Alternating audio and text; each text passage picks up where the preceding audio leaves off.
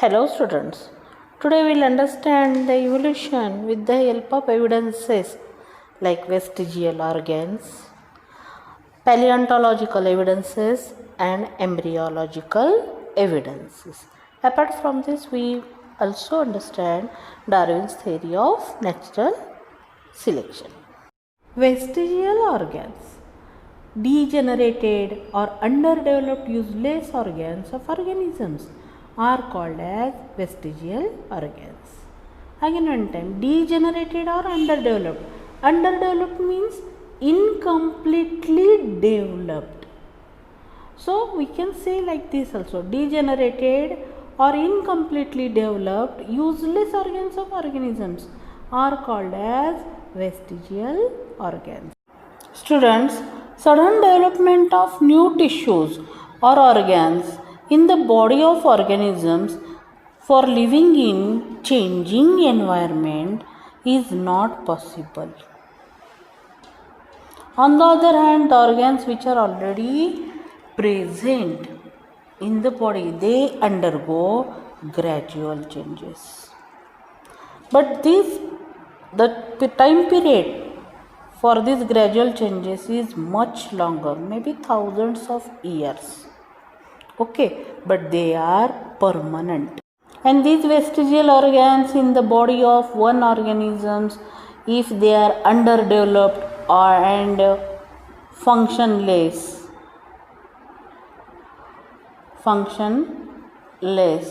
so these organs, it has been observed that or noticed that the same organs, they are found in fully developed and functional conditions in some other forms or some other related forms.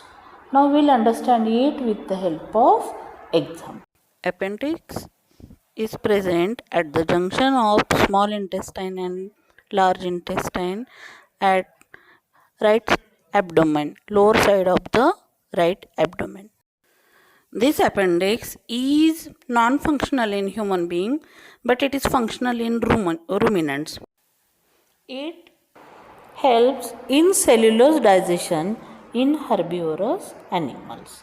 That's why it is useful for ruminants. Students, do you know one interesting thing? In human body, there are more than 100 vestigial organs. See the examples, ear muscles and wisdom teeth. First one, ear muscles. The muscles of ear pinna, that is external ears, external ear. So these are useless to human, but they are useful to the monkeys for the movement of ear pinna, that is external ear. So the main function of external ear is to collect the sound waves. And the second example is wisdom teeth. I already explained in previous video that the diet of early human was very hard. At that time, this wisdom teeth was very useful. But as compared to that early human, our diet is very soft. Hence, the use of wisdom teeth become functionless. Now this is the example of coccyx or tail vertebrae. So what is it? It is the remnant of a tail in human. Other examples are body hairs and nictitating membrane in our eye. Now next type of evidences are paleontological evidences. We know that large number of organisms got buried under earth's surface due to natural calamities or disasters like flood, earthquake and volcano. When they got buried under earth's surface, the remnants and impressions of such organisms, it remained preserved underground. So these preserved remnants are called as fossils. For better understanding, we'll see this fossil of a bird Archaeopteryx. So these sources, they are direct and reliable. We can get the idea of evolution from fossils. Before we start understanding the concept of carbon dating, first we'll understand about carbon 12 and carbon 14. First one, carbon 12. What is carbon 12? Carbon is an element with atomic atomic number 6 and atomic mass number 12. What this 12 indicates? Inside the nucleus of carbon atom, there are 6 protons and 6 neutrons. And this atomic number, what it indicates? It indicates 6 in the carbon atom, there are 6 protons. Okay, and we know that number of protons are always equal to number of electrons. Why? Proton carries positive charge, electrons carries negative charge. As both charges are equal, that's why atom is electrically neutral. Now carbon 14. Again, its atomic number is 6. But atomic mass number is 14. It is red isotope of carbon. Okay, it is radioactive element. So this atom is radioactive. Why? Its nucleus is having 6 protons, but nucleus is having 8 neutrons. So it is having 2 neutrons more than the normal carbon atom. And that's why it is called as radioactive, as it emits radiations. Hence it is radioactive. Otherwise it is isotope. Carbon 14 is continuously formed in the atmosphere. Continuously by the interaction of cosmic rays with nitrogen. Okay, when this carbon 14 is formed, it reacts with oxygen and forms radioactive CO2. And this radioactive CO2, it gets incorporated into the bodies of plants, or it enters into the bodies of the plants during the process of photosynthesis. In this way, carbon 14 enters into the body of plants. And when animals consume this plant food or plants, then this carbon 14, it enters into the bodies of animals. Okay. So when it enters into the bodies of animals, okay, or plants, when they get die, both plants and animals, when they die,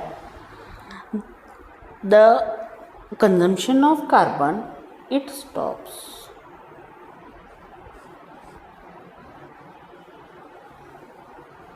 But the radioactive decay process of carbon 14, it goes on continuously. Even then, if the plant and animal dies, but the radioactive decay of carbon 14, it goes on continuously. So in case of dead bodies of plants and animals, the ratio of carbon 12 and carbon 14 does not remain constant. It does not remain constant. Why? Because this is non-radioactive. Carbon 12 is non-radioactive. The time passed since the death of plant or animal can be calculated. So it can be calculated by measuring the radioactivity of carbon 14, the radioactivity of carbon 14 and the ratio of carbon 14 to carbon 12. Okay, present in their body. So this technique is called as carbon dating method. This technique is called as carbon dating method. Carbon dating is this technique is used in both paleontology and anthropology. For what? For determining the age of human fossils and also manuscripts. What are manuscripts? Are you aware about it? Okay, I will explain about it. The time passed since the death of plant or animal can be calculated.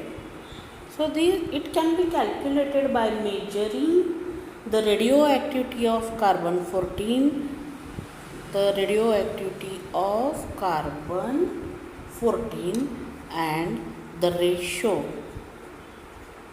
of carbon 14 to carbon 12. Okay, present in their body. So this technique is called as carbon dating method. This technique is called as carbon dating method. Carbon dating is this technique is used in both paleontology and anthropology. For what? For determining the age of human fossils and also manuscripts. What are manuscripts? Are you aware about it? Okay, I will explain about it. First one, anthropology. Anthropology is the study of humanity concerned with human behavior, human biology and societies in both present and the past. And manuscripts, they are the handwritten. Manuscripts are a book. Manuscripts are the books or documents, especially handwritten. Okay, in order to find out their ages, anthropology is the science which helps to find out the age.